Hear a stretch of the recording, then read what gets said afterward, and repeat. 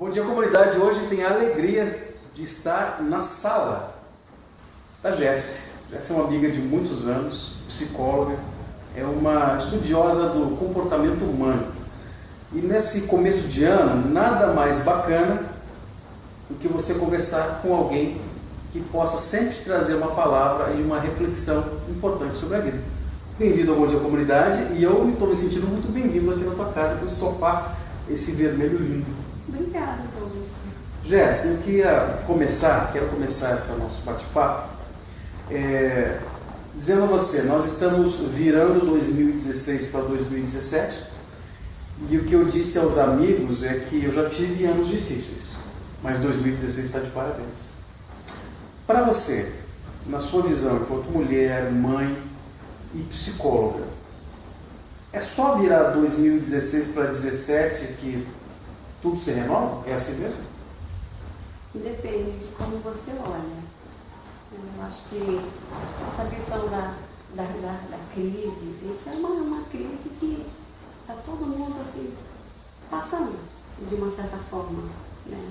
Porque isso não parte de uma coisa individual de uma pessoa. Eu acho que vem da sociedade, da questão política, né? Da forma de governar o país, de como que se governa. E aí é como se fosse uma cadeia, né, de eventos acontecendo, que não foi só de um ano, mas foram de vários anos para cá. E a gente, querendo ou não, a gente sofre as consequências disso. Trocar em miúdos, isso vai depender de como eu reajo? Sim, tem muito disso, tem muito de como você vai reagir, como que você está vendo essa ótica de crise, porque depende de como você, se você vê a crise como, ai meu Deus, acabou, né, o fim, realmente vai ficar bem difícil para a pessoa continuar, né? Quando ela vê, eu estou na crise, está difícil, mas ela pega aquilo como oportunidade para dizer, olha, não, isso aqui pode mudar. E ela, às vezes, tem pessoas que trabalhavam de um certo segmento e por causa da situação quebrou, né, passaram crises, situações difíceis, e aí essa pessoa vai fazer outra coisa. E quando ela vai fazer outra coisa, ela se descobre. Ela inova, ela renova? Ela se renova, ela se redescobre. Ela vê coisas nela que ela achou que ela nunca ia fazer aquilo, ela achou que não tinha capacidade, achou que não ia dar certo, né? E de repente começou pequena e essa pessoa foi crescendo, essa pessoa foi vendo, e aí ela teve um bom resultado. Entendi. Então tem muito a ver com isso. A fragilidade do ser humano, ela é um resultado da construção dela durante a sua vida? Porque você percebe algumas pessoas que respondem muito bem à crise, têm resiliência, e outras pessoas que são afetadas e isso somatiza no corpo. Como é que essas pessoas vivendo numa mesma sociedade, tendo a influência externa de igual forma, crise, dor de cabeça, trânsito, enfim, tudo que acontece na sua e na minha vida, por que umas pessoas reagem assim e outras pessoas, como diz a minha mãe, reagem assado? A gente está vendo tudo muito no macro, né? Quando a gente fala da sociedade, a gente imagina a sociedade vivendo aquela mesma coisa, todo mundo vivendo aquela mesma coisa ao mesmo tempo.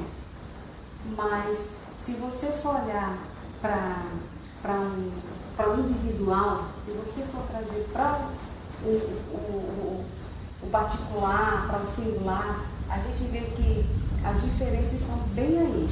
O meio que a pessoa viveu, como foi o nascimento dela, como foi que ela lidou com as coisas da vida, como que as pessoas que cuidaram desse indivíduo lidou com as situações difíceis na vida. Às vezes acontecem traumas, coisas que com outras pessoas não acontecem e como aquela acontece. Então, as situações que acontecem com as pessoas, né, elas não são nem positivas nem negativas.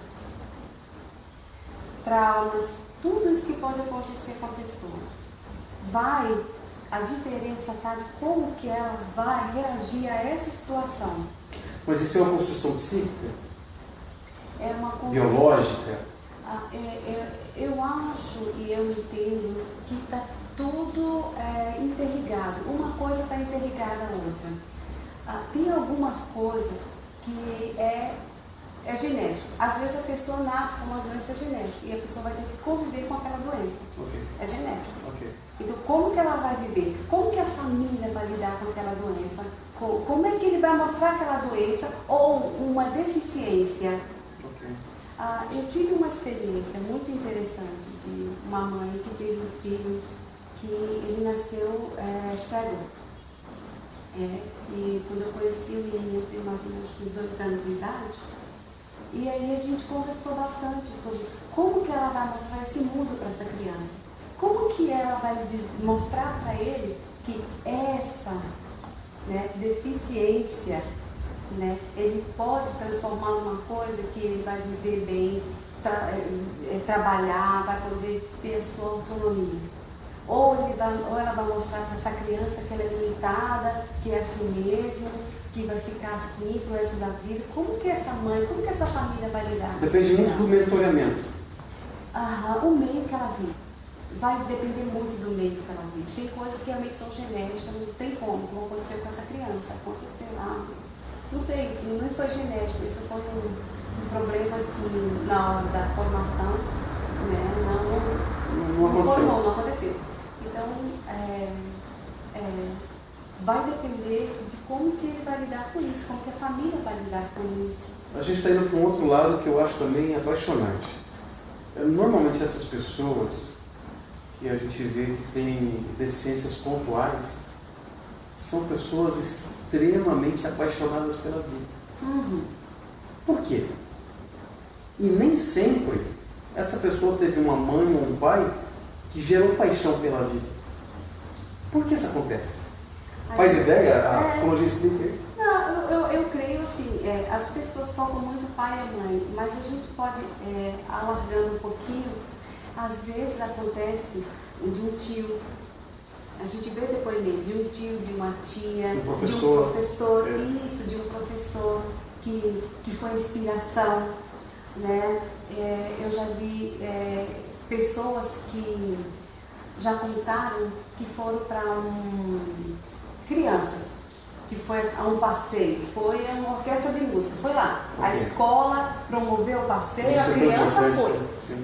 Então, aquela experiência marcou aquela criança. Aquela criança falou assim, não, eu quero ser esse músico, eu quero ser isso foi muito lindo, e ali marcou ela. O divisor de águas. Por isso que é importante a gente expor, as crianças, expor o jovem, o adolescente, o junior, a esse tipo de agenda. Porque você nem sabe muito bem o que você está fazendo, mas muitas vezes o resultado lá na frente é por causa dessa ação. O que eu vejo que as pessoas são muito assim no mar, da sociedade. Quando a gente fala, faça para o teu próximo é aquele que está do teu lado. Às vezes um dia que passou na rua ali, pedindo dinheiro, você falou alguma coisa para ele, você disse alguma coisa, ou para alguma amigo, alguém que você falou alguma coisa, disse alguma coisa, ou simplesmente mandou uma mensagem para aquela pessoa. Você está falando agora de individualismo. Sim. A nossa sociedade, ela está cada dia mais individualista? A gente está cada vez mais celular? Eu acredito que sim. Eu vejo que a sociedade ela se individualizou muito. Você veja, até a questão da nossa casa. Se você for olhar a disposição da tua casa, você tem um quarto para o teu filho, um quarto para a filha, um quarto. Então fica tudo lá, bem dividido, departamentalizado. E que parece que antigamente não era muito bem assim, né? A gente está fazendo uma grande oca, então, por tudo. Jéssica, ainda pensando nessa questão da sociedade, quando chega um paciente e te traz a historicidade da vida dele, primeiro que para ser psicólogo, eu acho que você tem que ser um observador, correto? É isso mesmo. A gente tem que ficar observando. E vocês têm uma boa mania de observar as pessoas e criar um diagnóstico só de ver alguns comportamentos. Isso é literatura, Isso vocês aprendem na literatura. E nem todo mundo pode ser psicólogo, porque nem todo mundo tem a cognição de aprender isso. Mas chega uma pessoa para você e descarrega a vida para você. Não é no que ela está falando, o geralzão, que você vai descobrir o diagnóstico. São nos pequenos detalhes que você vai, como diz o outro, fazendo a trama, armando uma fazendo as amarrações. É isso. Uhum. Vai depender muito, Douglas. Às vezes a gente vai ter que a pessoa mesmo, que ela vai chegar para a gente e vai dizer o que ela quer, por que ela está ali, o que ela quer. Vai, desenvolve, que eu tenho uma segunda pergunta. Né? Chega uma pessoa, que eu estou assim, estou passando por isso. Então ela pode falar mil e uma coisa. E não sei aquilo. Então, a minha pergunta é, o que você está fazendo aqui? O que você quer? Hoje eu só quero... Qual é o seu desejo? Aí sim, se desenrola assim uma terapia. Então tá, a pergunta que estava engatilhada é a seguinte: quando a pessoa chega no psicólogo, que momento é esse? É o fundo do poço? Ela está entrando no poço? Ou ela simplesmente quer conversar? Olha, Douglas, para ser bem sincero, nas minhas experiências, boa parte, então, assim, já fez de tudo, não sabe mais o que fazer, e olha, estou aqui porque eu não sei mais o que fazer. Eu acho que a questão da psicologia ainda, de fazer terapia, ainda está muito ligada àquela ideia do louco. Sim. Que só faz terapia, só vai ao psicólogo quem está louco. Então, é muito eu já mais devia fácil. fazer faz tempo, gente. Parece que é muito mais fácil ser um psiquiatra, tomar medicação. Psicotrópicos. Do que você ir para Para conversar. Mas nessa sociedade tão celular, eu penso que cada dia mais essa necessidade da conversa. Porque o Facebook é um grande fenômeno? Porque o menino lá, os meninos que inventaram isso, hoje são senhores do dinheiro. Porque ele deu a oportunidade das pessoas chegarem a descarregar, sem compromisso. O que padres, pastores, psicólogos já faziam há muito tempo. Ouvem. E no Facebook você não tem compromisso de receber um conselho, você só vai e joga no ventilador. O ser humano se tornando cada dia mais individualista. Quanto mais individualista ele for, mais vai gritar nele o desejo de ser coletivo, de estar junto com alguém. O que eu penso sobre isso é que um ser humano é um ser gregário. Ele não consegue viver sozinho. Ele não foi feito. Ele não foi feito para viver sozinho. Ele precisa estar junto com os outros. E quando você fala do Face, celular, as pessoas realmente eles falam, jogam tudo, mas o que está faltando? Está faltando isso, eu olhar no teu olho. Entendo. E falar contigo.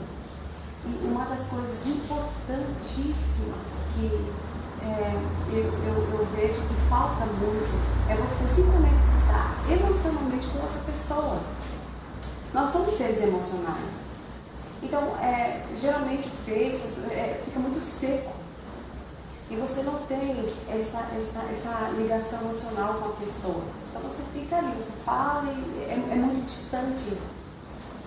E o ser humano foi criado para isso. Mas você falou de uma ligação emocional.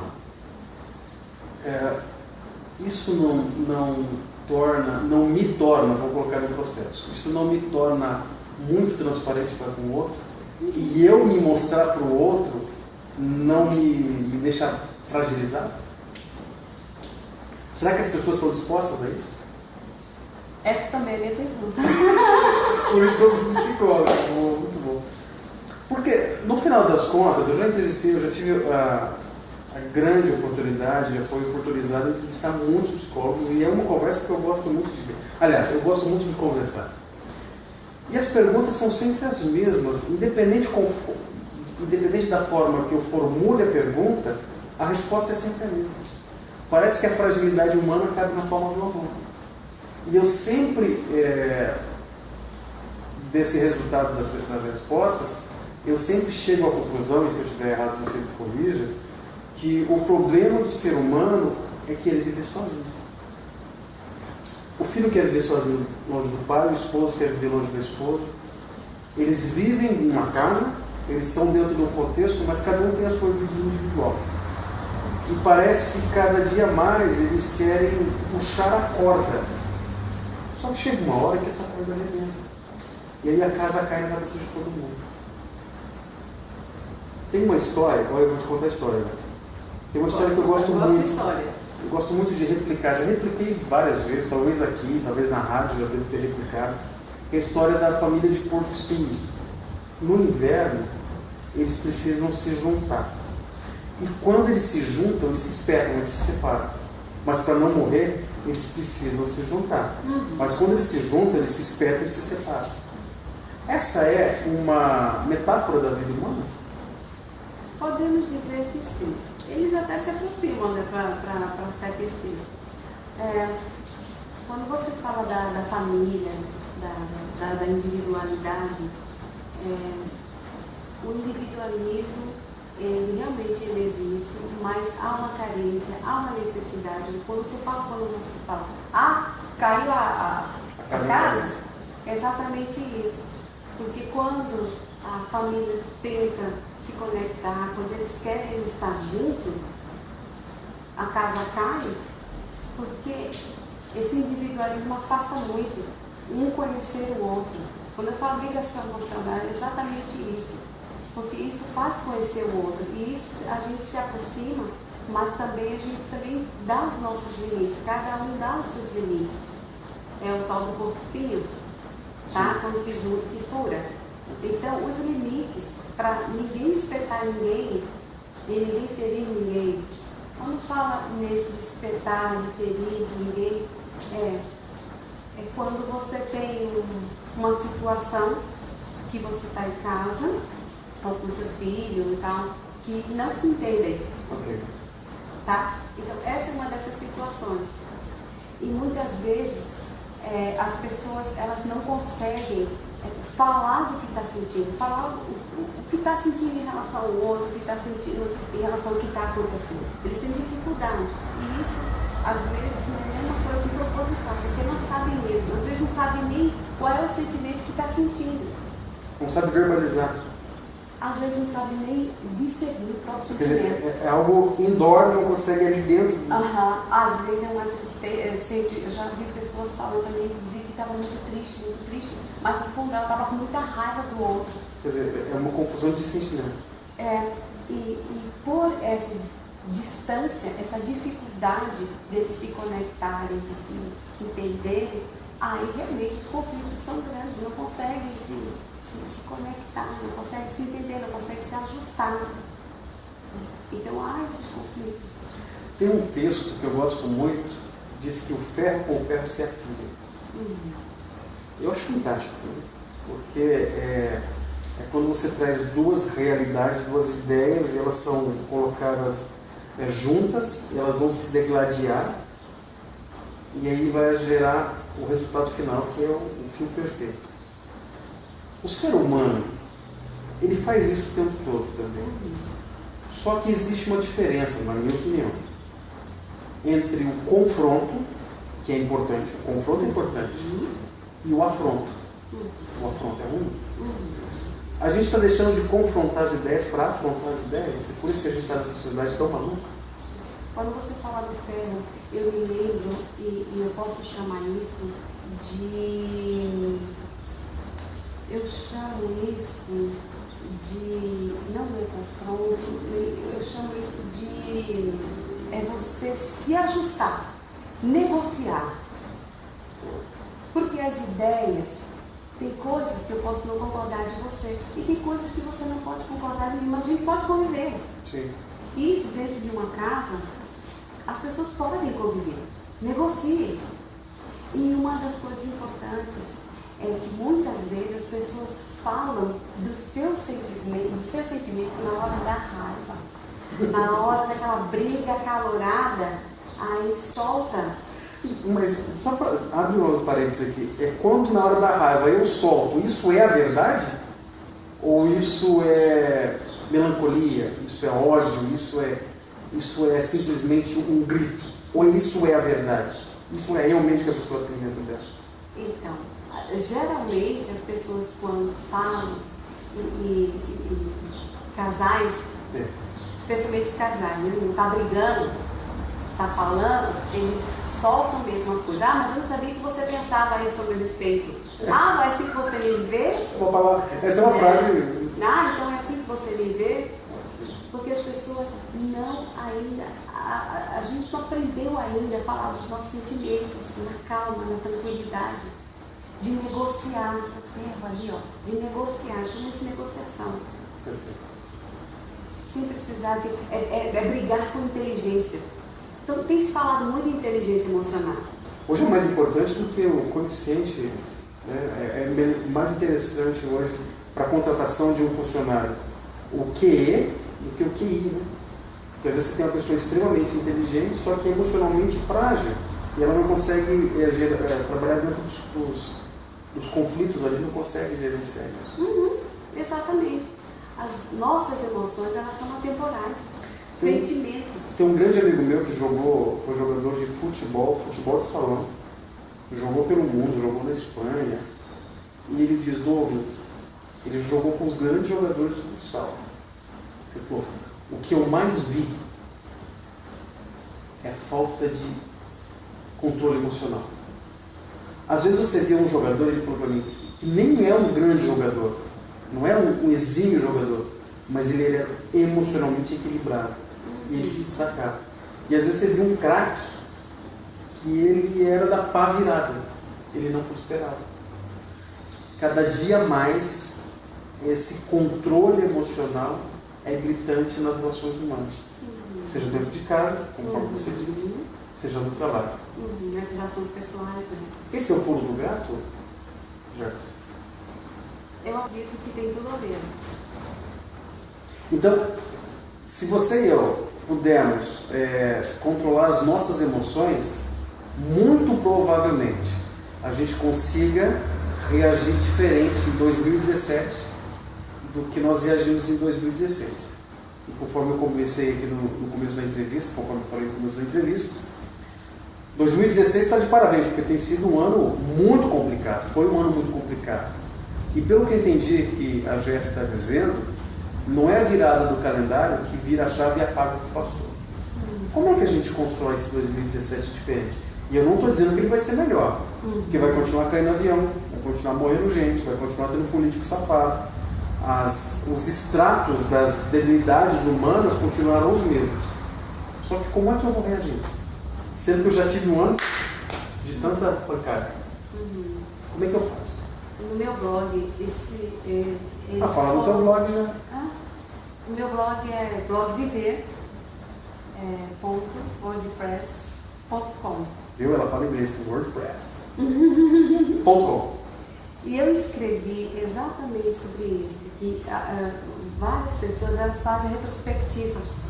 Eu escrevi sobre isso do ano, né? Pensa sobre isso. E eu acho isso muito legal. Porque o pensamento reflexivo, você pensa, como é que eu reagi, como é que foi? É um pensamento introspectivo. Mas tem que ser honesto. Sim, com você mesmo.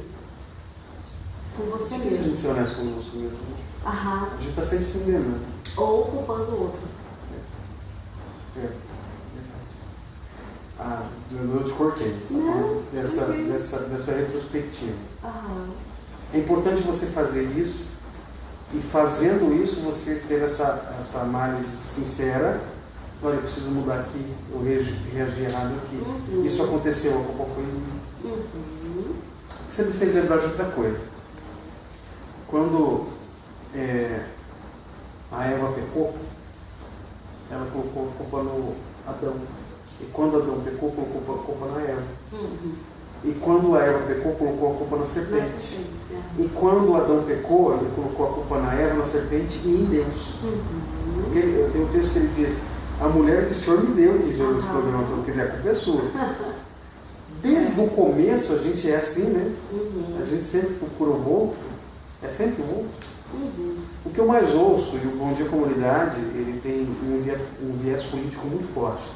Eu sou crítico em algumas situações, falo demais em outras, mas as pessoas sempre vêm conversar sobre política comigo. Sempre. Volte e meia, alguém está me ligando, ou me mandando mensagem, ou me encontra, pede para eu fazer uma análise, comentar alguma coisa. Ah, Douglas, esses políticos. Eu digo, gente, mas não são esses políticos, somos nós. Eles não chegaram lá sozinhos. Quer dizer, eu elejo o cidadão faz o que não deve, e aí a culpa é dos políticos. Não, a culpa é nossa. A gente não sabe gerir e colocar pessoas de boa índole lá. Mas essa coisa de eu jogar no outro, o esposo que joga na esposa, a esposa que joga na sogra, a sogra que joga no filho, o filho que joga no neto, e fica essa loucura de um jogar pro outro. Quem vai pegar essa bola, colocar debaixo do braço e falar, olha, vamos resolver isso aqui? Quem vai fazer isso? A questão da culpa, eu não gosto da culpa, porque a culpa ela paralisa. Quando eu jogo a culpa no outro, eu fico paralisada. Eu não consigo, eu mesmo entro numa prisão que eu não consigo sair. Porque se eu jogo a culpa no governo, no marido, no Deus e não sei o que, eu fico presa naquilo. Eu não consigo encontrar saídas para mim. Então essa culpa é paralisante. Então eu troco essa culpa por responsabilidade. Eu, em vez de estar querendo, quem é essa culpa, quem é que vai pegar o negócio? Não. Traz para mim. Eu tenho que assumir as minhas responsabilidades. Se o outro precisa assumir a responsabilidade dele, ele vai assumir. Se ele não tiver o problema, é com ele, não vai ser comigo. Então eu assumo aquilo que é da minha parte. Lembrou do Shakespeare? Quando eu assumo, eu abro possibilidades na minha vida de mudanças, de outras coisas, como o perdão. Quando você não perdoa, você fica preso a si mesmo ali, carregando um fardo que você poderia deixar para lá e tocar a sua vida.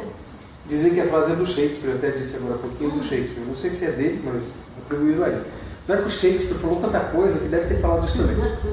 Que é uma loucura você tomar veneno esperando que o outro morra. E a culpa, né, o não perdão é isso. Tem um outro texto aí, eu estou citando a Bíblia aqui o tempo todo, que é a diferença basilar entre Judas e Pedro. Judas sente remorso, que é algo para dentro, e morre. Pedro se arrepende e vive. As pessoas estão cada dia mais se sentindo culpadas e estão guardando isso para dentro de si, estão morrendo. A forma simplista de libertação é o perdão?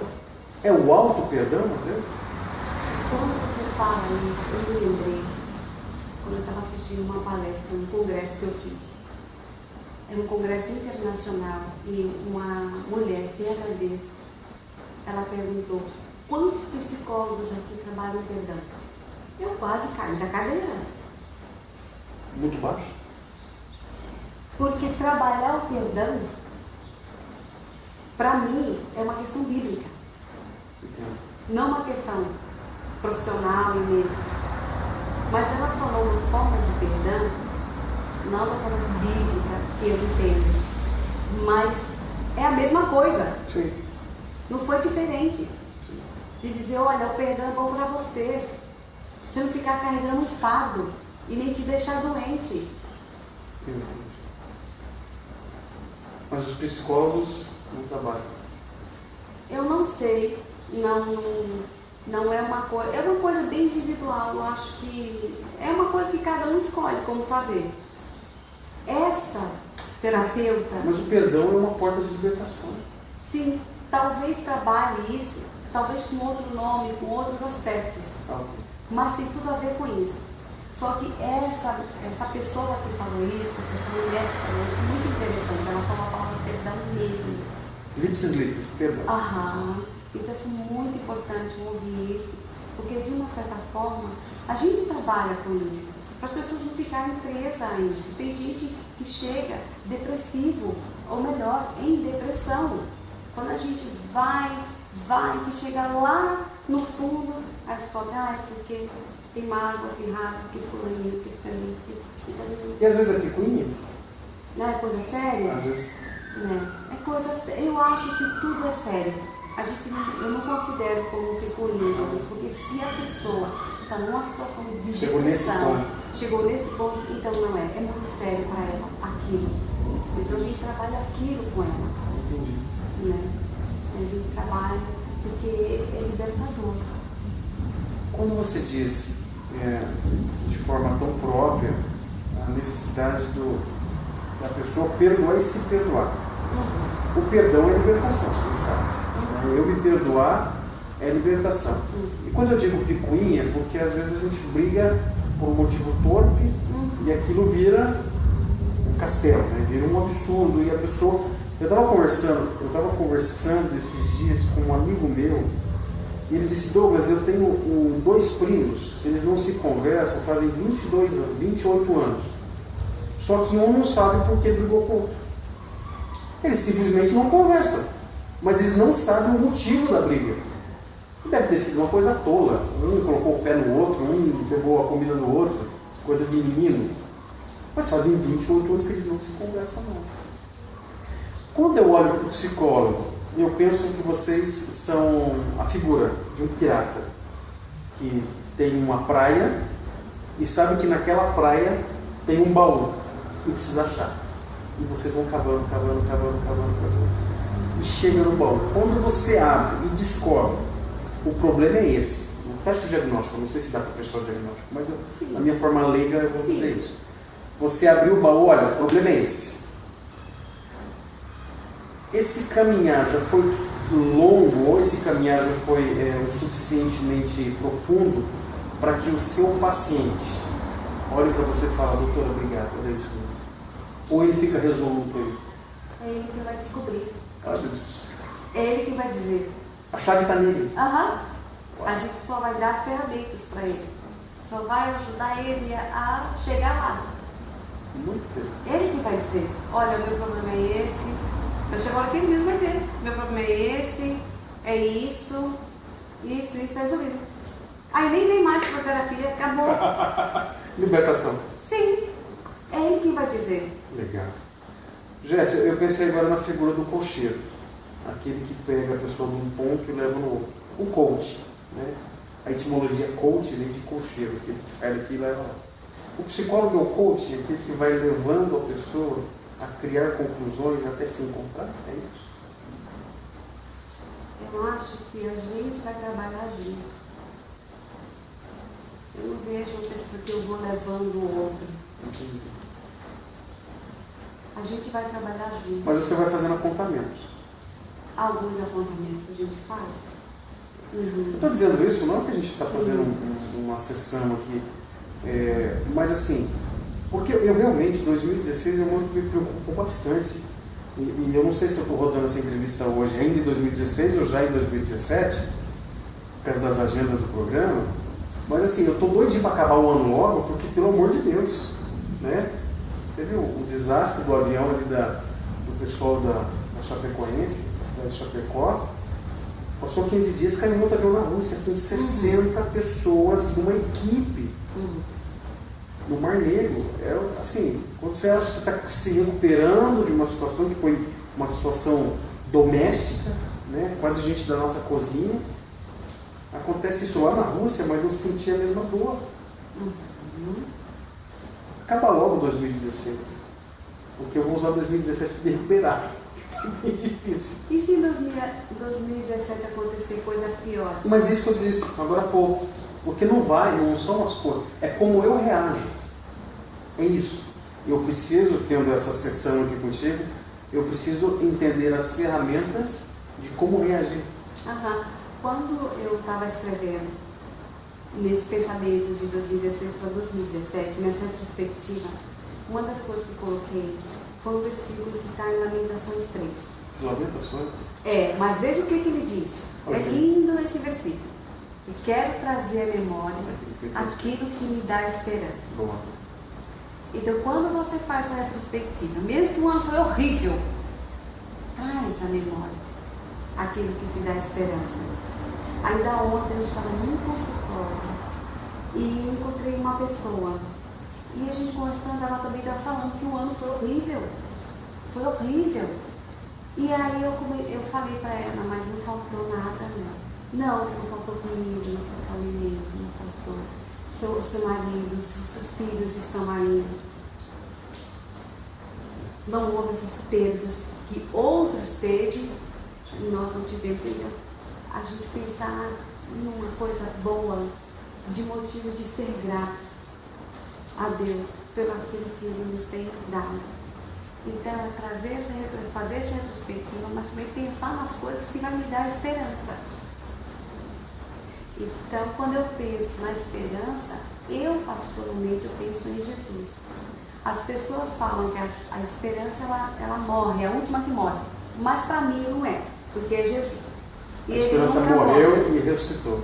Isso. Então, para mim essa esperança nunca vai morrer. Então, quando em Lamentações a pessoa que escreveu o livro fala que quer trazer a memória, isso traz esperança, traz vida, traz ânimo, traz força para você continuar ali, a perseverar. E quando acontecer tragédia, acontecer coisas, o que eu faço? Eu vou pedir a Deus por essas pessoas. Eu vou orar por essas pessoas. Então é uma ação, por mais que você ache que não, mas é alguma coisa que você pode fazer. Sim. Você pode sempre fazer alguma coisa. Então, às vezes a gente pensa muito, né? Mas o simples, você chegar e uma pessoa que está do teu lado, uma pessoa que se encontra na rua, uma pessoa que... Ontem eu encontrei essa pessoa. E aí essa pessoa só estava ali falando da... Quando eu falei, e a gente conversou das coisas boas que Deus deu, é mesmo, né? É um outro. Uhum. Você citando esse versículo, você me lembrou de outros dois. Eu acho que é uma tríade. Davi diz, por que se abate, ó minha alma? E depois tem um outro texto que eu acho, né, quem acha não sabe de nada, então eu vou chutar. Acho que está em Abacuque. Senhor, me renova no meio dos anos. Porque a caminhada é muito difícil. Então, trazer a memória que me dá esperança, entender que a alma está abatida, pedindo o renovo, eu acho que são alguns pilares para a gente começar um 2017. Ou finalizar um 2017. Porque querendo ou não, você vai voltar a si mesmo. Deve sempre voltar a si mesmo. E tem você acabou, então ainda não é bem assim não. Ele mesmo falava com ele mesmo. A própria mãe, ele falava com a alma dele, né? E aí? E na psicologia a gente tem um termo que fala muito, né, da criança interna, de a gente acalmar a criança interna. Porque tem muitas coisas na nossa vida que a gente ainda voltar àqueles estados primitivos de criança. A gente às vezes quer agir como se fosse uma criança. Birrenta. Às vezes não. Às vezes com tristeza, com choro, com desespero, com birra também, tudo isso. Então ela vai agir daquele jeito. Nossa, eu estou vendo quando eu era criança. Aí Davi fala, calma, acalma, porque você está abatida. Então eu vou conversar com você, por que você está abatida? Por que você está nesse jeito? Calma. Entendo. Então é você adulto cuidar da sua criança interna. Você tem que cuidar de você mesmo. Bom. E é proteção. E para finalizar, agradecendo aqui, olha, 40 minutos de bate-papo e passou rapidinho. Eu vou citar um psicólogo que eu gosto muito, chama Rock Balboa. Ele diz no filme Rock, o filho dele, eu sempre digo isso, na vida não importa o quanto você bate, e sim o quanto você aguenta apanhar e continuar em pé. Eu acho que, parafraseando o Rock Balboa, é um bom resultado, é uma boa receita. Porque as coisas ruins vão continuar acontecendo. O importante é a gente ter essa resiliência. E agora eu quero pedir para você vir aqui bem no meio, porque eu vou colocar a câmera e eu quero que você deixe um recado para as pessoas para 2017. Pessoal, é o seguinte, para 2017, o que eu desejo para vocês e o que eu vou fazer na minha casa, né? Com as pessoas que eu amo, com as pessoas que estão comigo. Conversar mais, sabe? Dialogar mais, falar sobre os seus sentimentos, falar sobre aquilo que você está sentindo, negociar, né? Aquilo que eu não concordo, aquilo que eu discordo, tentar negociar, conversar mais, dialogar, estar mais perto, amar mais, ame mais, independente do que você está passando, ame mais, esteja mais perto da outra pessoa, daquela pessoa que você vive, que você convive, esteja mais perto, converse mais, esteja mais junto, ame mais, abrace mais, Isso vai fazer bem a tua alma, vai fazer bem ao teu coração, vai fazer bem a você mesmo. Tá bom? Então, feliz 2017 para você.